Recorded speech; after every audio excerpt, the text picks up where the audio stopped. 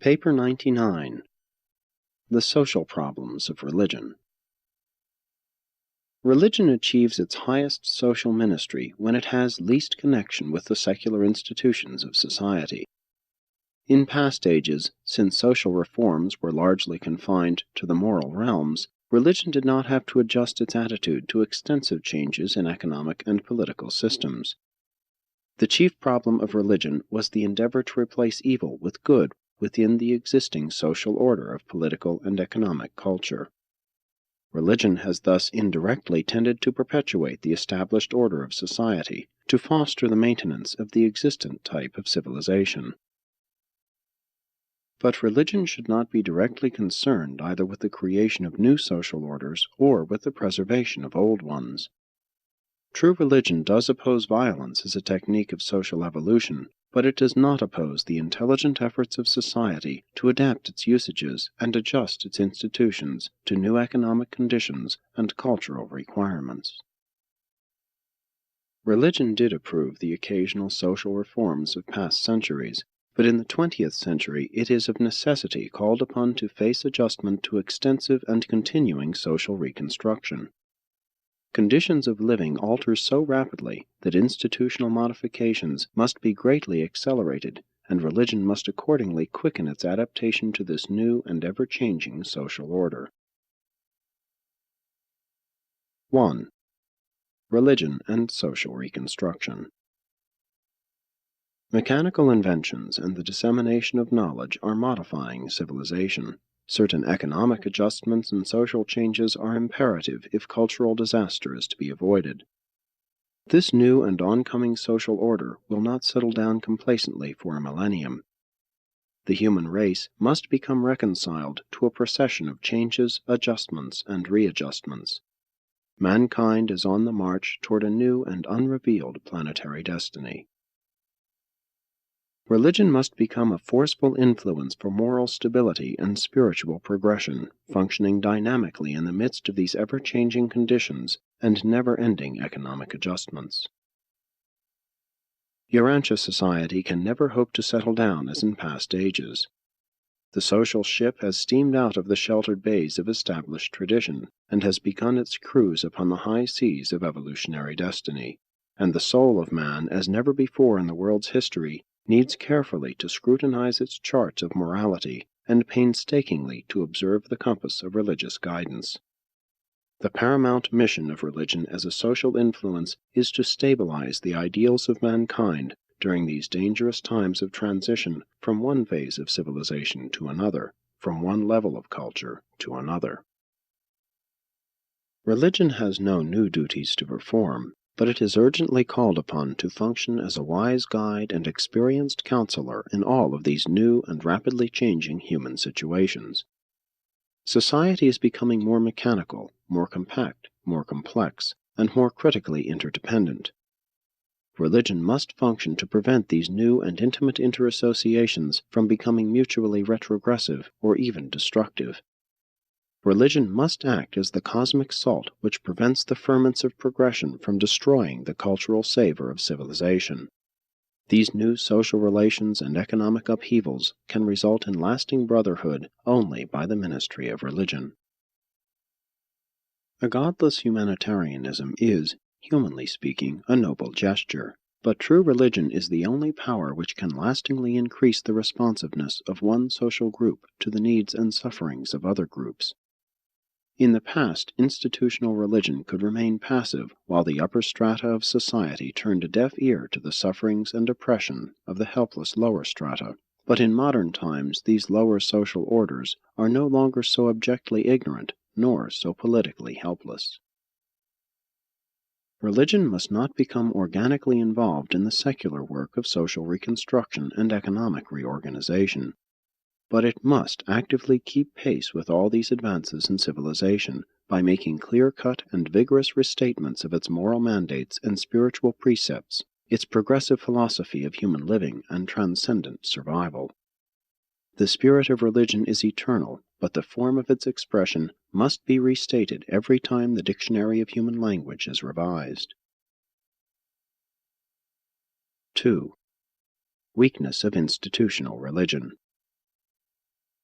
Institutional religion cannot afford inspiration and provide leadership in this impending worldwide social reconstruction and economic reorganization because it has unfortunately become more or less of an organic part of the social order and the economic system which is destined to undergo reconstruction.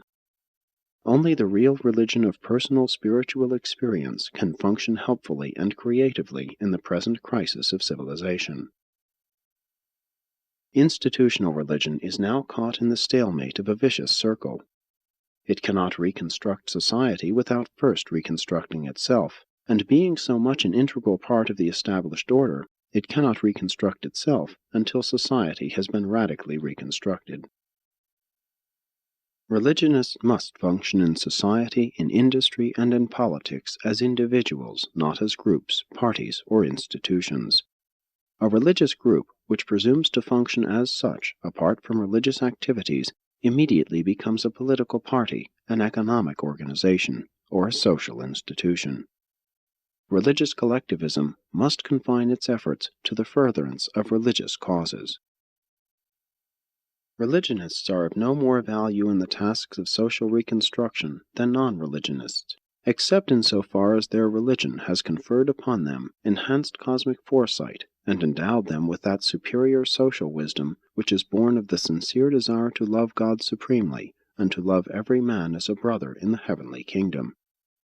An ideal social order is that in which every man loves his neighbor as he loves himself. The institutionalized church may have appeared to serve society in the past by glorifying the established political and economic orders, but it must speedily cease such action if it is to survive. Its only proper attitude consists in the teaching of nonviolence, the doctrine of peaceful evolution in the place of violent revolution, peace on earth, and goodwill among all men. Modern religion finds it difficult to adjust its attitude toward the rapidly shifting social changes only because it has permitted itself to become so thoroughly traditionalized, dogmatized, and institutionalized. The religion of living experience finds no difficulty in keeping ahead of all these social developments and economic upheavals, amid which it ever functions as a moral stabilizer, social guide, and spiritual pilot. True religion carries over from one age to another the worthwhile culture and that wisdom which is born of the experience of knowing God and striving to be like Him. 3. Religion and the religionist. Early Christianity was entirely free from all civil entanglements, social commitments, and economic alliances. Only did later institutionalized Christianity become an organic part of the political and social structure of Occidental civilization. The kingdom of heaven is neither a social nor economic order. It is an exclusively spiritual brotherhood of God-knowing individuals.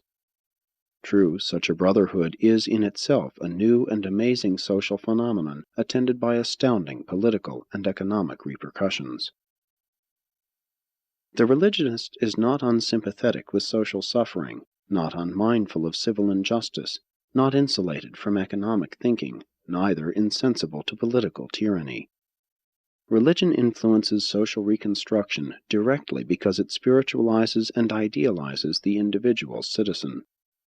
Indirectly, cultural civilization is influenced by the attitude of these individual religionists as they become active and influential members of various social, moral, economic, and political groups. The attainment of a high cultural civilization demands first the ideal type of citizen and, then, ideal and adequate social mechanisms wherewith such a citizenry may control the economic and political institutions of such an advanced human society. The Church, because of overmuch false sentiment, has long ministered to the underprivileged and the unfortunate, and this has all been well, but this same sentiment has led to the unwise perpetuation of racially degenerate stocks, which have tremendously retarded the progress of civilization. Many individual social reconstructionists, while vehemently repudiating institutionalized religion, are, after all, zealously religious in the propagation of their social reforms. And so it is that religious motivation, personal and more or less unrecognized, is playing a great part in the present-day program of social reconstruction. The great weakness of all this unrecognized and unconscious type of religious activity is that it is unable to profit from open religious criticism and thereby attain to profitable levels of self-correction. It is a fact that religion does not grow unless it is disciplined by constructive criticism, amplified by philosophy, purified by science, and nourished by loyal fellowship. There is always the great danger that religion will become distorted and perverted into the pursuit of false goals, as when in times of war each contending nation prostitutes its religion into military propaganda. Loveless zeal is always harmful to religion, while persecution diverts the activities of religion into the achievement of some sociologic or theologic drive. Religion can be kept free from unholy secular alliances only by 1. A critically corrective philosophy. 2. Freedom from all social, economic, and political alliances. 3. Creative, comforting, and love-expanding fellowships. 4. Progressive enhancement of spiritual insight and the appreciation of cosmic values. 5. Prevention of fanaticism by the compensations of the scientific mental attitude. Religionists, as a group, must never concern themselves with anything but religion, albeit any one such religionist, as an individual citizen, may become the outstanding leader of some social, economic, or political reconstruction movement.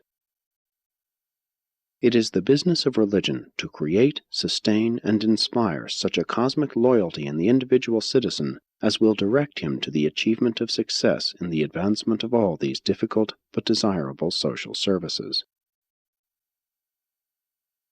4. Transition difficulties. Genuine religion renders the religionist socially fragrant and creates insights into human fellowship. But the formalization of religious groups many times destroys the very values for the promotion of which the group was organized. Human friendship and divine religion are mutually helpful and significantly illuminating if the growth in each is equalized and harmonized. Religion puts new meaning into all group associations, families, schools, and clubs. It imparts new values to play and exalts all true humor. Social leadership is transformed by spiritual insight. Religion prevents all collective movements from losing sight of their true objectives. Together with children, religion is the great unifier of family life, provided it is a living and growing faith. Family life cannot be had without children.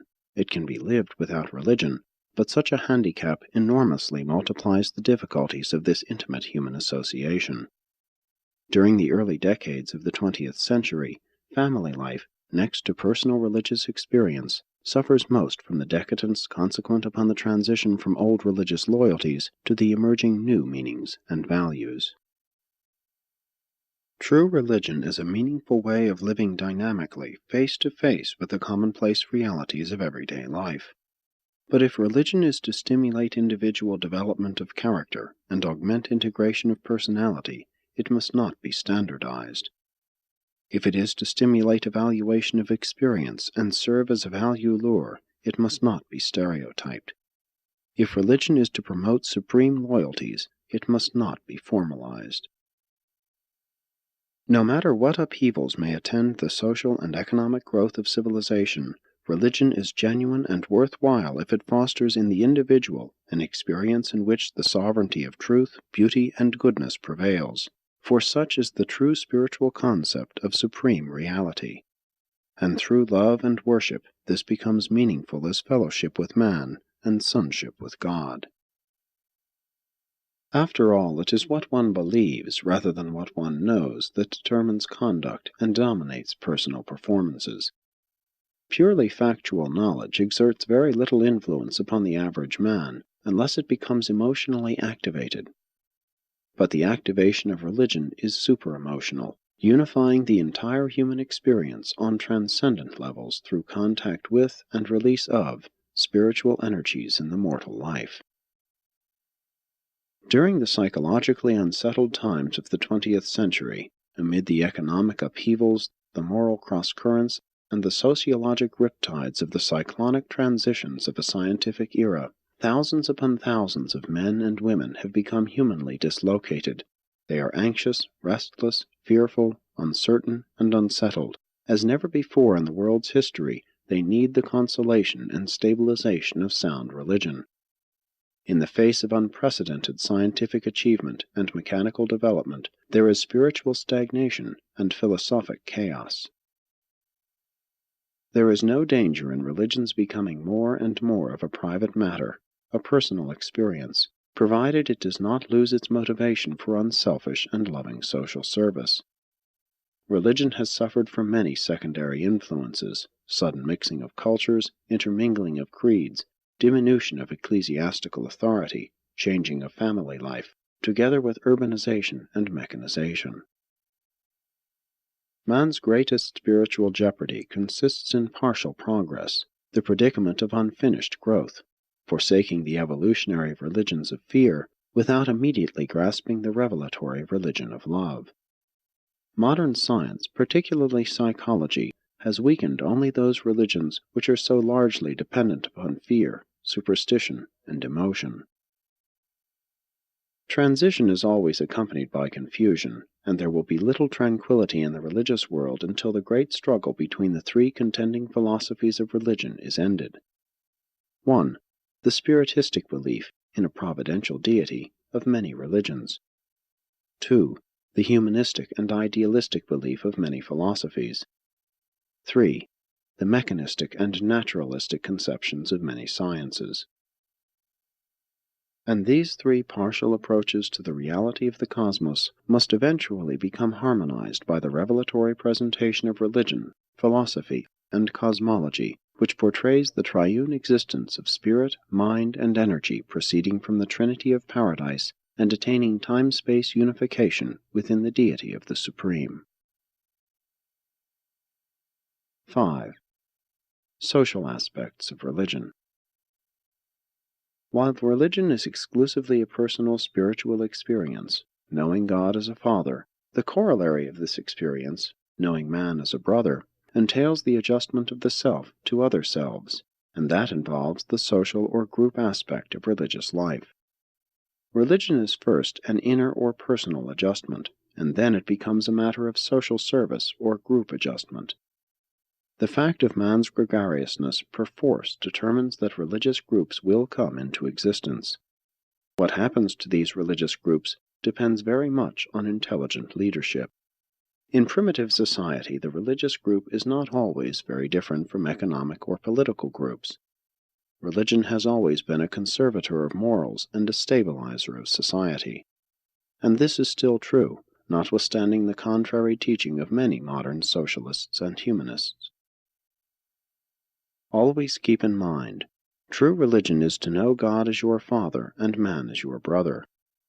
Religion is not a slavish belief in threats of punishment or magical promises of future mystical rewards. The religion of Jesus is the most dynamic influence ever to activate the human race. Jesus shattered tradition, destroyed dogma, and called mankind to the achievement of its highest ideals in time and eternity, to be perfect, even as the Father in heaven is perfect. Religion has little chance to function until the religious group becomes separated from all other groups, the social association of the spiritual membership of the kingdom of heaven. The doctrine of the total depravity of man destroyed much of the potential of religion for effecting social repercussions of an uplifting nature and of an inspirational value. Jesus sought to restore man's dignity when he declared that all men are the children of God. Any religious belief which is effective in spiritualizing the believer is certain to have powerful repercussions in the social life of such a religionist. Religious experience unfailingly yields the fruits of the Spirit in the daily life of the Spirit-led mortal. Just as certainly as men share their religious beliefs, they create a religious group of some sort, which eventually creates common goals. Someday religionists will get together and actually effect cooperation on the basis of unity of ideals and purposes, rather than attempting to do so on the basis of psychological opinions and theological beliefs. Goals, rather than creeds, should unify religionists. Since true religion is a matter of personal spiritual experience, it is inevitable that each individual religionist must have his own and personal interpretation of the realization of that spiritual experience. Let the term faith stand for the individual's relation to God rather than for the creedal formulation of what some group of mortals have been able to agree upon as a common religious attitude. Have you faith? Then have it to yourself. That faith is concerned only with the grasp of ideal values is shown by the New Testament definition, which declares that faith is the substance of things hoped for and the evidence of things not seen. Primitive man made little effort to put his religious convictions into words. His religion was danced out rather than thought out. Modern men have thought out many creeds and created many tests of religious faith. Future religionists must live out their religion, dedicate themselves to the wholehearted service of the brotherhood of man. It is high time that man had a religious experience so personal and so sublime that it could be realized and expressed only by feelings that lie too deep for words. Jesus did not require of his followers that they should periodically assemble and recite a form of words indicative of their common beliefs. He only ordained that they should gather together to actually do something, partake of the communal supper of the remembrance of his bestowal life on Urantia. What a mistake for Christians to make when, in presenting Christ as the supreme ideal of spiritual leadership, they dare to require God-conscious men and women to reject the historic leadership of the God-knowing men who have contributed to their particular national or racial illumination during past ages. 6. Institutional religion. Sectarianism is a disease of institutional religion, and dogmatism is an enslavement of the spiritual nature. It is far better to have a religion without a church than a church without religion. The religious turmoil of the 20th century does not, in and of itself, betoken spiritual decadence. Confusion goes before growth as well as before destruction. There is a real purpose in the socialization of religion. It is the purpose of group religious activities to dramatize the loyalties of religion, to magnify the lures of truth, beauty, and goodness, to foster the attractions of supreme values, to enhance the service of unselfish fellowship, to glorify the potentials of family life, to promote religious education, to provide wise counsel and spiritual guidance, and to encourage group worship. And all live religions encourage human friendship, conserve morality, promote neighborhood welfare, and facilitate the spread of the essential gospel of their respective messages of eternal salvation. But as religion becomes institutionalized, its power for good is curtailed, while the possibilities for evil are greatly multiplied. The dangers of formalized religion are fixation of beliefs and crystallization of sentiments, accumulation of vested interests with increase of secularization, tendency to standardize and fossilize truth, diversion of religion from the service of God to the service of the Church, inclination of leaders to become administrators instead of ministers, tendency to form sects and competitive divisions, establishment of oppressive ecclesiastical authority, creation of the aristocratic chosen people attitude, fostering of false and exaggerated ideas of sacredness, the routinizing of religion and the petrification of worship, tendency to venerate the past while ignoring present demands, failure to make up-to-date interpretations of religion, entanglement with functions of secular institutions. It creates the evil discrimination of religious castes. It becomes an intolerant judge of orthodoxy, fails to hold the interest of adventurous youth, and gradually loses the saving message of the gospel of eternal salvation. Formal religion restrains men in their personal spiritual activities instead of releasing them for heightened service as kingdom builders. 7. Religion's contribution. Though churches and all other religious groups should stand aloof from all secular activities, at the same time religion must do nothing to hinder or retard the social coordination of human institutions. Life must continue to grow in meaningfulness, Man must go on with his reformation of philosophy and his clarification of religion. Political science must effect the reconstruction of economics and industry by the techniques it learns from the social sciences and by the insights and motives supplied by religious living.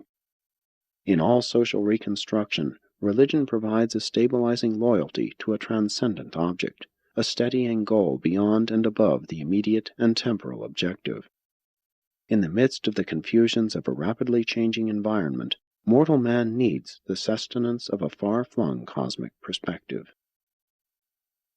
Religion inspires man to live courageously and joyfully on the face of the earth. It joins patience with passion, insight to zeal, sympathy with power, and ideals with energy. Man can never wisely decide temporal issues or transcend the selfishness of personal interests unless he meditates in the presence of the sovereignty of God and reckons with the realities of divine meanings and spiritual values. Economic interdependence and social fraternity will ultimately conduce to brotherhood. Man is naturally a dreamer, but science is sobering him so that religion can presently activate him with far less danger of precipitating fanatical reactions. Economic necessities tie man up with reality, and personal religious experience brings this same man face to face with the eternal realities of an ever-expanding and progressing cosmic citizenship. Presented by a Melchizedek of Nebadon.